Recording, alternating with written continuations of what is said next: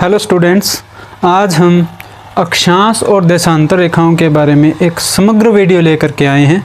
इस एक क्लास को देखने के बाद अक्षांश और देशांतर से रिलेटेड सारे डाउट आपके क्लियर हो जाएंगे और एग्ज़ाम में आने वाले लगभग सभी क्वेश्चंस जो कि अक्षांश और देशांतर से रिलेटेड बेसिक क्वेश्चन हैं वो सभी इस क्लास के बाद सॉल्यूशन हो जाएगा उनका। आपके कोई कंसेप्ट बाकी नहीं रहेंगे। तो चलिए शुरू करते हैं। सबसे पहले अक्षांश क्या होते हैं? पृथ्वी के केंद्र से मापी गई कोणीय दूरी को अक्षांश कहते हैं।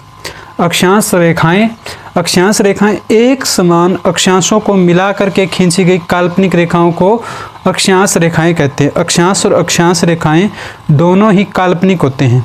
अभी महत्वपूर्ण अक्षांश रेखाओं के बारे में डिस्कशन कर लेते हैं। 0 डिग्री अक्षांश रेखा या भूमध्य रेखा पृथ्वी को 2 बराबर भागों में बांट देती है। ऊपर का जो पृथ्वी का आधा भाग है उसे उत्तरी गोलार्ध कह देते हैं। 0 डिग्री से दक्षिण की ओर दक्षिणी गोलार्ध है,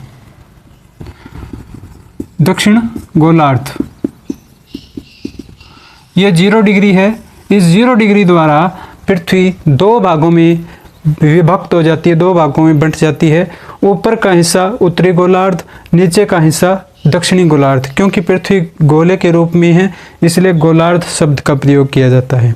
उसके बाद 23.5 डिग्री उत्तरी रेखा, 23.5 डिग्री उत्तरी अक्षांश रेखा है, उसे कौरक रेखा की संज्ञा दी गई है। मैक्सिमम ज़्यादा से ज़्यादा सूर्य की किरणें सीधी 23.5 डिग्री कौरक रेखा तक गिरती है। उसके बाद सूर्य की किरणें सीधी नहीं जाती बल्कि तिरछी होती जाती है। जैसे जैसे ऊपर की ओर बढ़ेंगे 90 डिग्री तक आते आते सूर्य की किरणें बहुत ज़्यादा तिरछी हो जाती है, जिससे यहाँ बहुत कम ऊर्जा की प्राप्ति होती है। पिछली क्लासेस में इस बारे में विस्तारपूर्वक जान चुके हैं।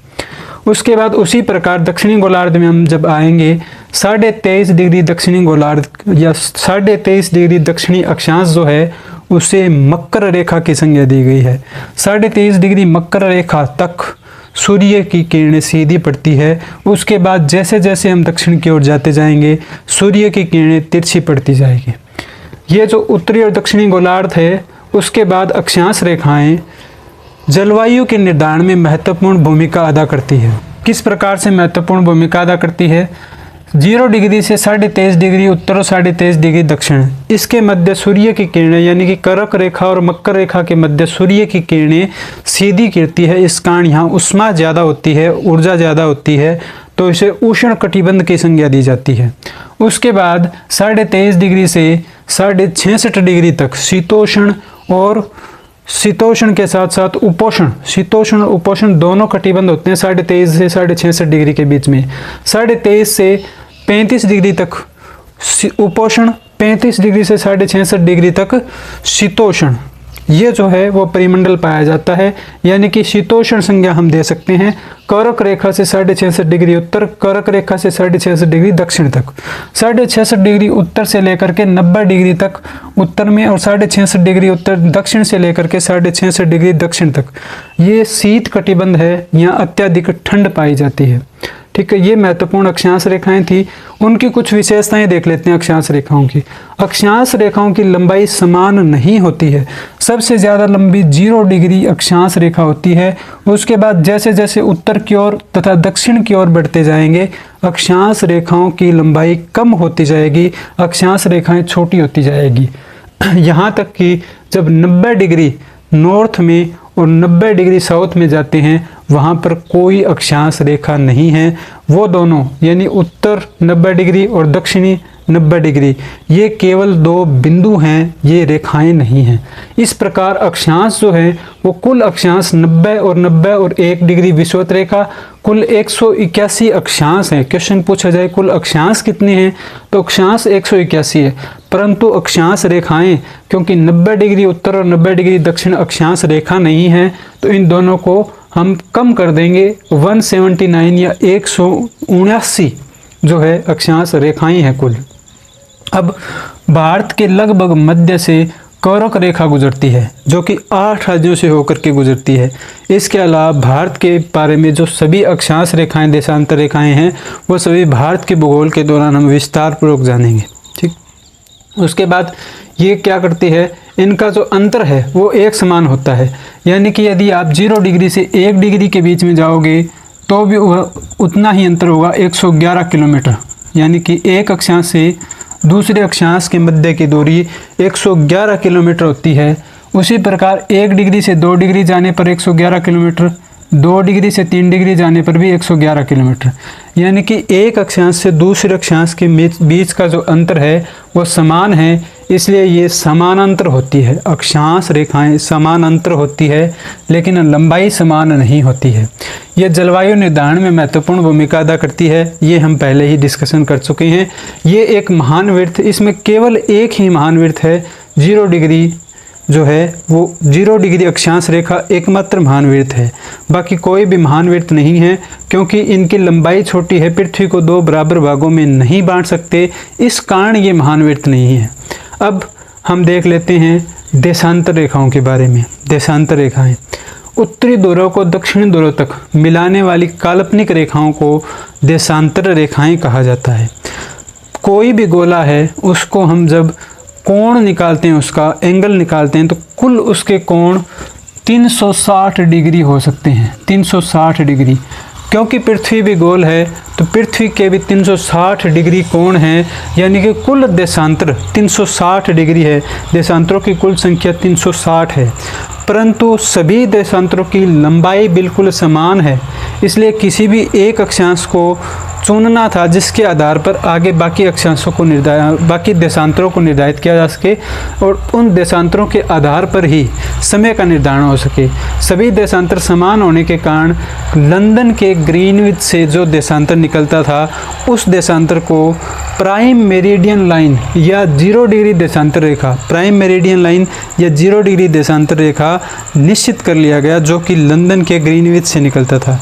उसके बाद पृथ्वी 2 भागों में बंट गई। जैसे उत्तरी गोलार्ध और दक्षिणी गोलार्ध 0 डिग्री अक्षांश रेखा के कारण बंटे थे, उसी प्रकार 0 डिग्री देशांतर के कारण पृथ्वी 2 भागों में बंटी। एक भाग कहलाया पूर्वी गोलार्ध, पूर्वी गोलार्ध, और दूसरा भाग कहलाया पश्चिमी गोलार्ध, पश्चिमी गोलार्ध। मतलब ये है कि ये 0 डिग्री देशांतर रेखा का पूर्वी भाग पूर्वी गोलार्ध, पश्चिमी भाग पश्चिमी गोलार्ध। अब भारत कौन से हिस्से में है, इसको एक बार समझ लेते हैं। भारत 0 डिग्री से ऊपर की ओर है और 0 डिग्री देशांतर से पूर्व की ओर है। 0 डिग्री देशांतर से पूर्व की ओर और 0 डिग्री अक्षांश से उत्तर की ओर। तो भारत की स्थिति, भारत जो है वो भारत उत्तर पूर्व में है, भारत उत्तर पूर्व में स्थित है। ठीक है। कुल देशांतर 360 है। 1 डिग्री देशांतर रेखा से 2 डिग्री देशांतर रेखा जाने पर 4 मिनट समय का अंतर हो जाता है। यानी कि 1 डिग्री से दूसरी डिग्री, 1 डिग्री देशांतर रेखा को पार करने पर 4 मिनट समय का अंतर आ जाता है। ठीक है। अब इनके बीच की दूरी, यानी कि जो देशांतर रेखाएं हैं, जैसे कि ये देशांतर रेखा है, एक ये देशांतर रेखा है, इनके बीच की जो दूरी है वो एक समान नहीं, यानी कि इनका अंतर जो है ना वो एक समान नहीं है। इनके मध्य की जो समानता है वो नहीं है, मध्य का अंतर समान नहीं है। देशांतर रेखाएं समानांतर नहीं है, परंतु देशांतर रेखाओं की लंबाई बिल्कुल समान है।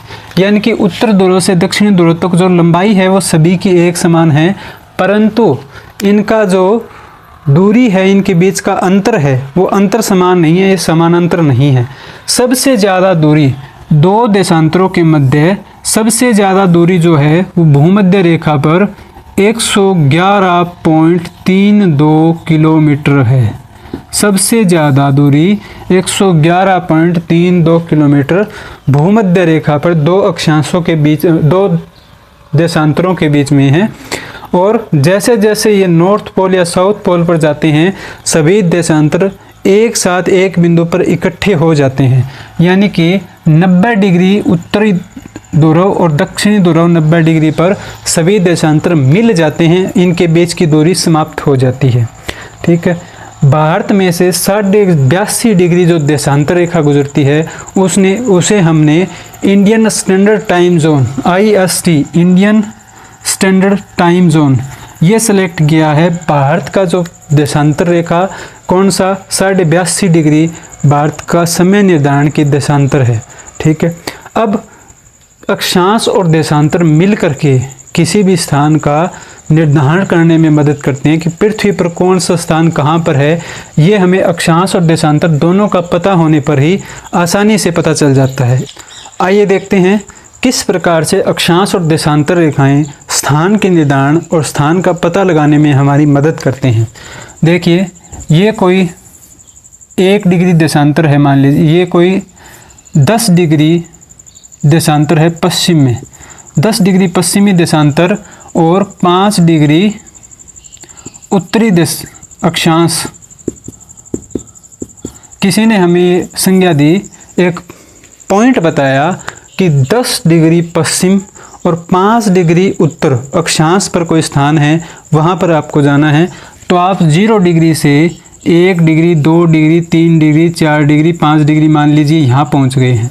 ये पूरा का पूरा अक्षांश है, 5 डिग्री उत्तरी अक्षांश है, लेकिन पूर्व और पश्चिम का नहीं बताया गया। तो पूर्व में 10 डिग्री पश्चिम है, 1 2 3 ऐसे करते करते जब हम 10 डिग्री पर पहुंचते हैं तो उस बिंदु को सिलेक्ट करके उसको डायरेक्ट करके हम चिन्हित कर सकते हैं कि 10 डिग्री देशांतर पश्चिमी देशांतर, 10 डिग्री पश्चिमी देशांतर, 5 डिग्री उत्तरी देशांतर मिल करके ये एक पॉइंट है जहाँ पर हमें जाना है, या हमारा पिन पॉइंट है जहाँ पर हमें पहुँचना है।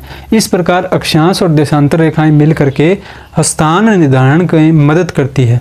उम्मीद है ये सारे के सारे डाउट देखने के बाद आपके सारे कंसेप्ट क्लियर हो गए होंगे। अक्षांश और देशांतर रेखाओं के बारे में सब कुछ पता चल गया होगा। फिर भी कोई डाउट हो तो आप कमेंट के माध्यम से हमें ज़रूर इन्फॉर्म करें। आपको क्लास कैसी लगी ये भी आप कमेंट के द्वारा ज़रूर बताएं। वीडियो अच्छी लगी हो, क्लास अच्छी लगी हो तो लाइक करके चैनल को सब्सक्राइब करें।